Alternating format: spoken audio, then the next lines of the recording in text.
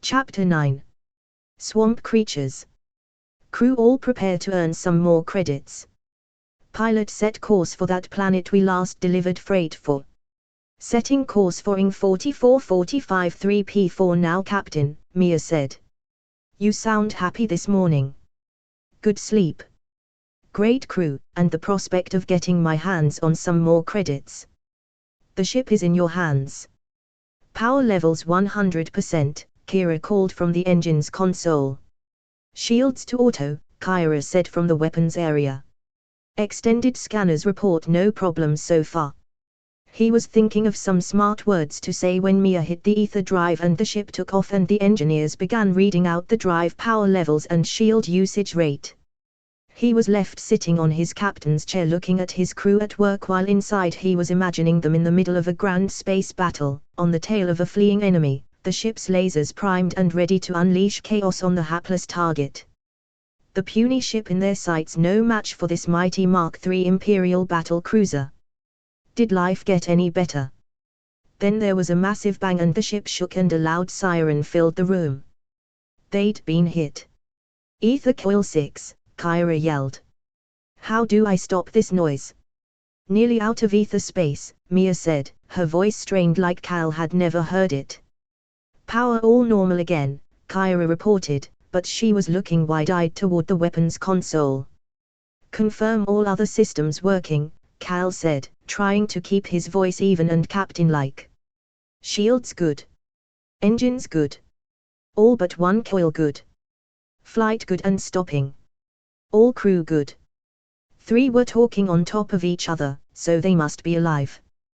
Then the siren stopped and there was dead silence in the control room until Kira said, I found the alarm switch. Great job, crew. Now we need to find the closest habitable planet for repairs. All eyes were on the holomap as Mia worked her controls.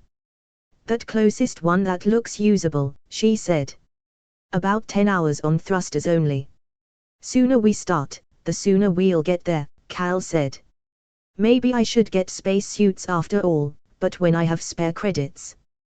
We'll need to, Kira said. We work best together, her sister added.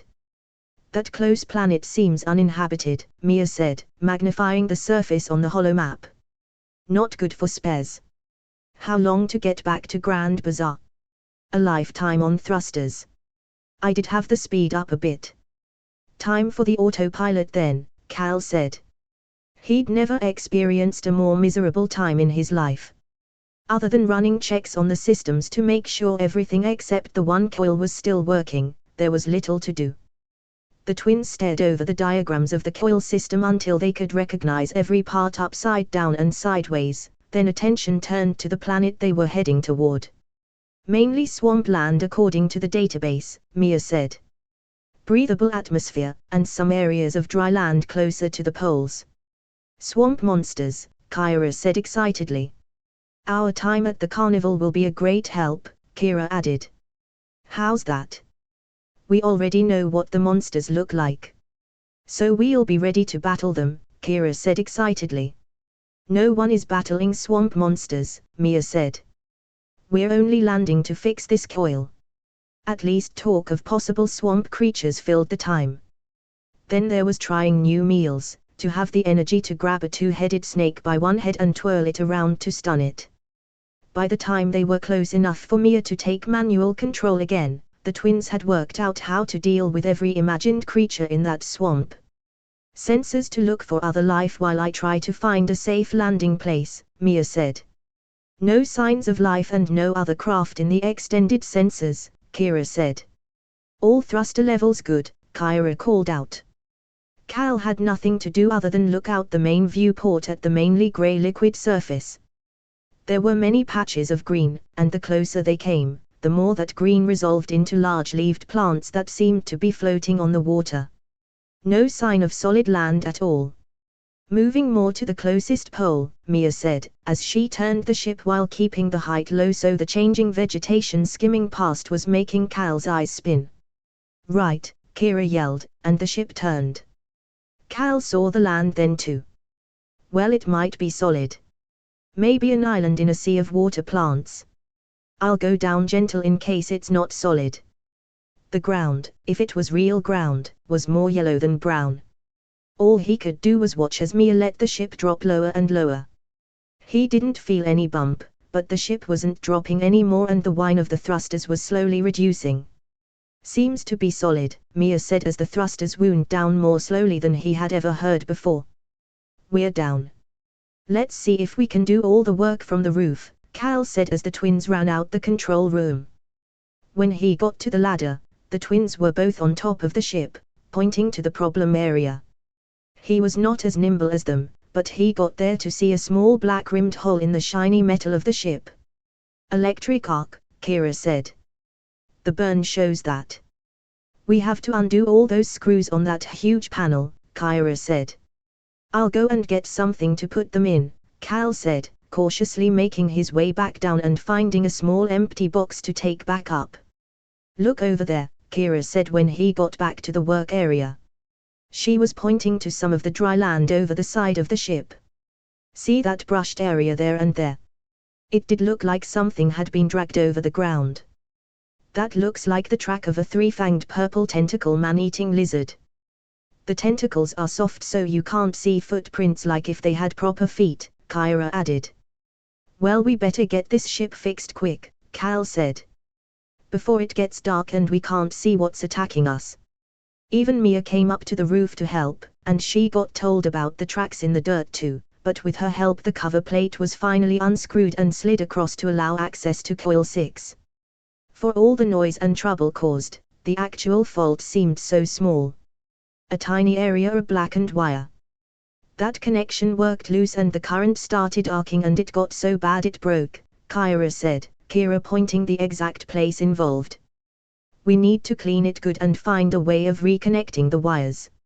It will be easier if we cut the ends off the wires and make new connections, Kira said. Lucky this old ship has open coils. If this was a new one, the whole coil would be sealed, and we couldn't do anything. Do you have all the parts needed? Cal asked. The twins looked at each other before Kira cautiously said, We'll find a way. Cal and Mia took turns in running up and down the ladder looking for things the twins called for. An hour taken in cleaning the blackened arc marks and the same to get the wires cut, cleaned and shaped ready to be bolted back together, but the original bolts proved to be too damaged to reuse. There's special bolts to handle the shaking of the coils, Kira said. Go down and look through the ship for anything you can use that will be good enough to get us home. Evening is coming close, Mia said as both girls were inside the hull searching. I really don't want to be here in the dark. Tentacle monsters. Mia forced a laugh. Can we use parts from the auto kitchen? Came from up the hatch. Yes, Cal yelled back. Careful, that noise will entice the monsters from out the swamp, Mia said.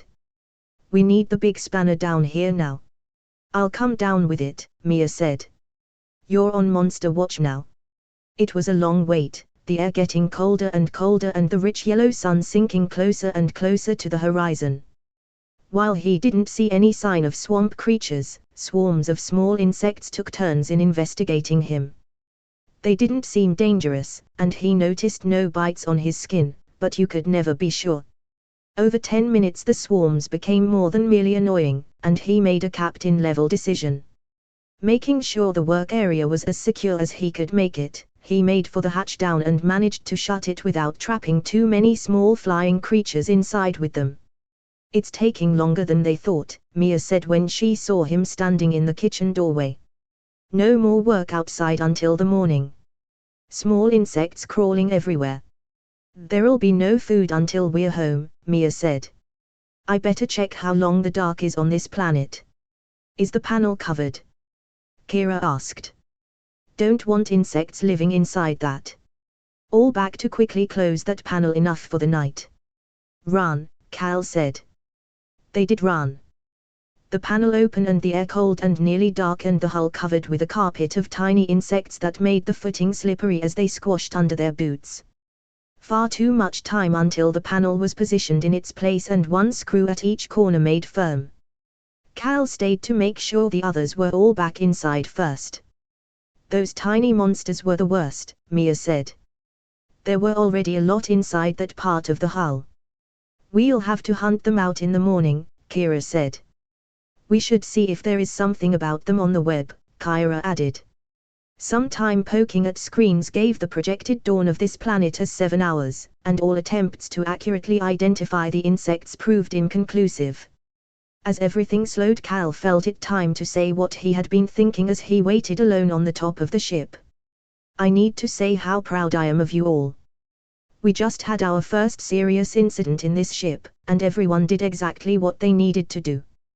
We're all safe, and I'm confident we will soon be back flying again.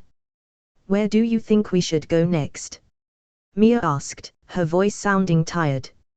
My first thought was to carefully go to Grand Bazaar and get the parts to make a perfect repair. It's about the same length trip as to our original destination, Mia said. That was my second choice. Continue on with the job and collect the credits to pay for the repairs. Maybe we make that decision when the repair is complete, but I must say I've been very impressed with the care and attention our engineers have been making to make this repair great. Now how about we all get some rest so we'll be bright and fit to finish this repair and get away from this monster-infested planet.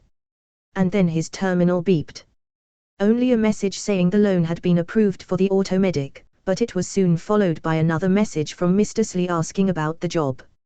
I think that call set our path, Mia said. I trust the twins' work too. And then a large watery blurb sound came from nearby outside. That could be a tentacle monster getting out of the water, Kira said. We might see it through the main viewport, Kira added, running to the glass. A large bubble of swamp gas most likely, Cal said while the two girls were desperately trying to see something exciting in the nearby water. Cal woke with light outside and women complaining they were hungry and searching everywhere for any possible source of food other than the disabled auto kitchen. Sooner the ship is fixed the sooner we get food, he said. Back on the top of the ship, all helped with the repair. Even though no one had slept well, spirits were high, and the connection was soon made, wire secured and insulated. The area cleaned of squashed insects and then the large cover plate replaced and screwed down tight. A final inspection and there was a race to the control room to test the repair. I'll slowly increase the coil power, Mia said as everyone had assumed their positions. Main power 100%, Kira called out. Coil power starting at 10, 20, 30. The usual hum was growing as the power increased, and Cal was praying there would be no loud bang this time. 80, 90%. All engine readings normal, Kira called. 100% and holding, Mia said, and Cal was sure he felt the relief in the ship. Running down now. All hatches closed and locked, Cal said. Ready to lift off with thrusters whenever you're ready. It seemed like the fastest trip into orbit Cal had experienced, and then Mia said, resuming course to original destination, and with that the ether coils were turned to full and the room was filled with their loud penetrating hum and the holomap showed a faint blue line pointing ahead. Shields on auto, Kira called. Coil power 100% and stable, Kira called from her station. Cal's body felt like jelly and the view on the holomap began rapidly changing and they were in ether space once again. The swampy planet of last night now a distant pinprick in their rear. Traveling through ether space always upset his stomach, but today it was a million times worse. Ears straining for the first hints of another bang. Was that level of hum the same as it had been? Was there an extra rattle to the right there? Did the floor vibrate that much last time? And the hum was dropping and Mia was calling, better calm them now. 20 minutes to the coords of that last landing place. He checked the memory of his terminal and placed the call. Pick up in 20 minutes, he said back to his arm as he heard the whine of the thrusters as they ramped up. The coil seemed quieter this trip, Kira said. Maybe that trouble has been there a while. It ran smoother too, Mia said. When we have the time, we are going to check every one of those coils ourselves, Cal said. Our engineers are better than all of those spaceship mechanics back on Grand Bazaar. 2 men waiting for them when they landed, one with a briefcase-size pod. Back to Cyrus Mining and return with another. They'll be expecting you. The men had hardly left the ramp when Mia had the thrusters running up again, and the ship was on its way into orbit before Cal finished locking that pod in the strong box. "We're going fast so we don't starve," Kira said. Mia had the ship in ether space before they were even into the right orbit. Then it was hardly an hour and they were in orbit of planeting 933-371P4, and Cyrus Mining's base. Cal called and was given a landing site as though they already knew he was coming. The visit there went very quickly and smoothly, one pod swapped for another. No details on the pod's screen and the mention that their payment was at their destination address. An hour and a half after that, they were back on the ground at the first pickup, and it seemed the same two men were approaching, one with another pod in his hand. "Swap," the man said, holding his pod forward. "We'll do it," Kira said, both girls competing to make the exchange. "The fast service is much appreciated," the other man said. He sounded more official, as though he was more than a mere worker. "We try to look after our good customers," Cal said. "Anytime you need us." Cal waved the twins straight through toward the control room while he closed the ramp. "Orbit now," he said. "Then we can count the pirate haul. 4,600 plastic credits, the same as last time," and Cal divided it the same too. "Now Grand Bazaar for food and parts." They didn't move quite then. Not until the women had stashed their plastics in their shoulder bags and made sure they were hidden safely. Cal left his in his pockets. There was no possibility of him keeping them with the things he needed to buy. "Food first," Kira said, running to open the main hatch quickly. "Before we waste away to a shadow." "We're going to that real food place," Kira added, running a close second. "It's been less than a day," Cal said. "Those of us that can survive a few minutes more will catch up with you there." "You letting them race off alone?" Mia said. She had decided to change what she was wearing. "No swamp here, they'll be safe." Holding hands they leisurely walked toward the bazaar entrance, both silent, Cal often turning to glance at her, but keeping his thoughts to himself. The rowdy main hall a shock from the peace of outside, and it was still a long walk to the real food shop. "We thought you were lost," Kira said, an empty plate before both of the girls. "Looks like sweets," Mia said. "You've eaten already." "We started with sweets," Kira said. "We can have more with you now." Mia shook her head. "How about we all get a main meal now, together," Cal said. "Then we can work out what we do after." It took a large main meal and a round of sweets as well to get everyone in the mood for planning. "You're going to tell us to go shopping while you see your agent alone," Mia said, Cal nodding. "Well, how about we all go and see our agent, and then we can all go shopping together." Mia was sitting back smiling while Kira said, "Anyway, you'll need to come with us to help carry." It was Cal's turn to shake his head. 3 pictures of loveliness. Surely too much beauty for one man, Mr. Slee gushed when the 4 arrived in front of his office. "Lucky man you being." If younger his voice trailed off. "This is Mia, my pilot, and Kira and Kyra, my engineers," Cal pointed. "Mercilessly at your service," the man bowed. "Freight agent to the best ships." "Credits for delivery," Cal said softly to steer the discussion toward business. "Information I finding." "Good. You like. In office is quiet." It might be quieter, but with the paperwork scattered on the floor there was not the room for everyone to even stand comfortably. Cal was left standing in the open doorway, passing the commission plastic from hand to Mr. Slee. "You asking me property and I finding? Not pictures for you. Looking yourself you doing. 13,000 they saying. Papers making more. Maybe 15. Big spaces." Mr. Slee was searching over the stacks of paper in the desk as he spoke. "Here. I having it now." He held out a torn piece of paper covered with numbers. "Coordinates being there. Middle with hill for looking. Owning by man too old to finish. Selling private he doing." Mr. Slee looked up, a finger to his nose. "Need deal too." "Taxes," Cal prompted. Mr. Slee nodded. Not word we liking here. Plastic payment then, Cal said. Deal I working if you liking. I telling you now. Only big job is prison. You doing job and I adjust payment lower. I calling it adjustments, I shifting it to pay land and fees. Mr. Slee looked right around. Loan never no. All good, no. We'll look at that land and if my family like it, we'll do as you say, and we have deal, but first we need to buy some parts for our ship. We had an accident and ended up stranded on a strange planet for a night. It was on a swamp, Kyra said keenly. And we heard swamp monsters all night, Kira added. And we were invaded by insects too, Kyra said quickly. Danger too much for me, Mr. Slee said smiling at the girls. They didn't say we had to endure a day without food, Mia said. Time for us to get parts, fix the kitchen and then go to look at this land, Cal said.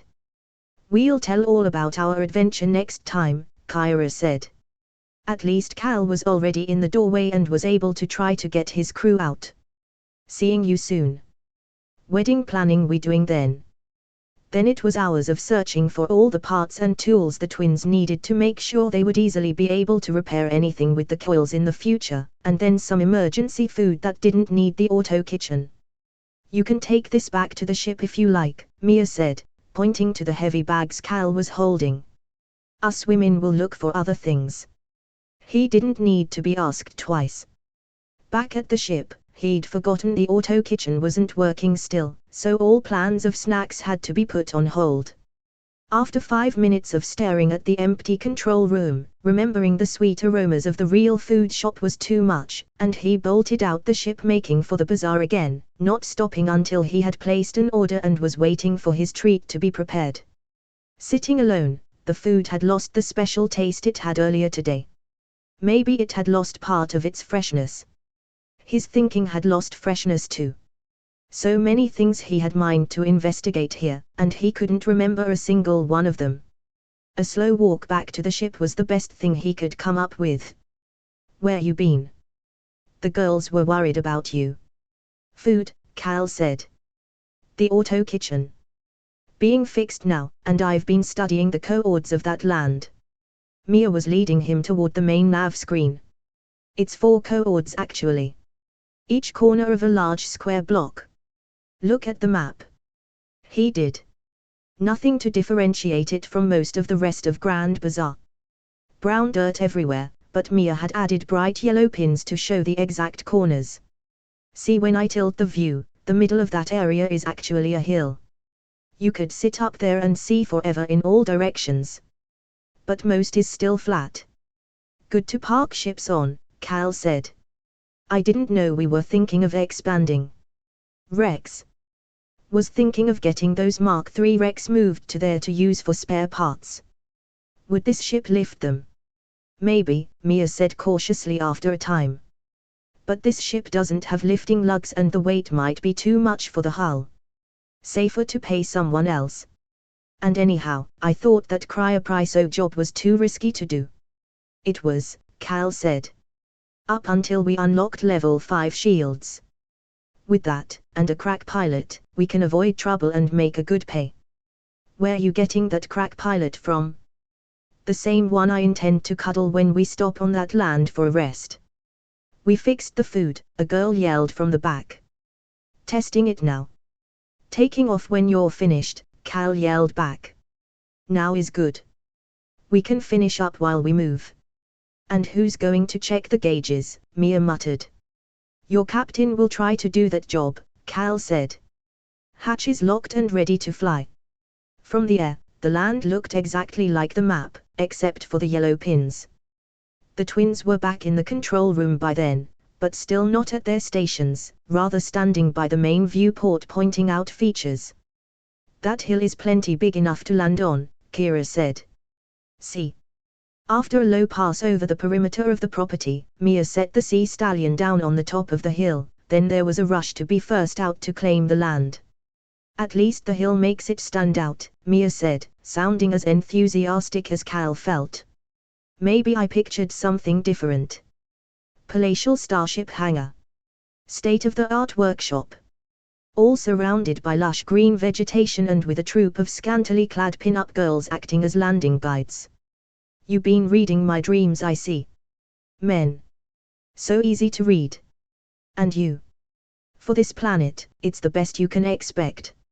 Such enthusiasm. At least the girls seem happy. Maybe they were having a race around the base of the hill, but both of them were running as though a two-headed snake was chasing them, and yelling as they ran. They'll say it is the best possible land we could ever get, Mia said. And if you scatter some wrecks here, they'll never want to leave. We better buy it then, but not until we've gone down the hill and made sure. I'll expect you to carry me up. My broken back can be the test subject for the new automedic. The twins raced to join them as they got down to the flat part of the land. We should get hover scooters, Kira yelled. One each so we can race, Kyra added as excitedly. Sounds dangerous, Mia said. We'll need them to check the whole of the land, Kira said, not deterred at all. I was thinking a small runabout to go for shopping, Cal said. You're as bad as them, Mia said. In truth, there wasn't really much to inspect.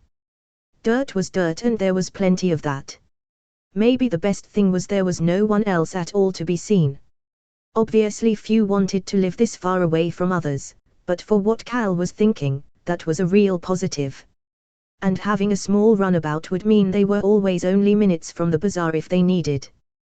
Back to the ship and I'll tell Mr. Slee we'll take it, then we'll have a good rest ready for some hard work tomorrow. While the twins seemed to have boundless energy, Cal was tired, and Mia seemed quiet too, so he called a break before they began anything else. At least he settled down to sleep, even though the others still wanted to talk about racing hover scooters. The order was now up to 3. The Sea Stallion Book 1. Big Dreams but No Credits. A Space Adventure. By Mystic Alchemist. Copyright 2023-2024 Mystic Alchemist. All rights reserved. Written in Australian English. This book is a work of fiction. Names, characters, places and incidents are either a product of the author's imagination or are used fictitiously. Any resemblance to actual people living or dead, events or locales is purely coincidental. Cover and text written and assembled by hand without use of artificial intelligence.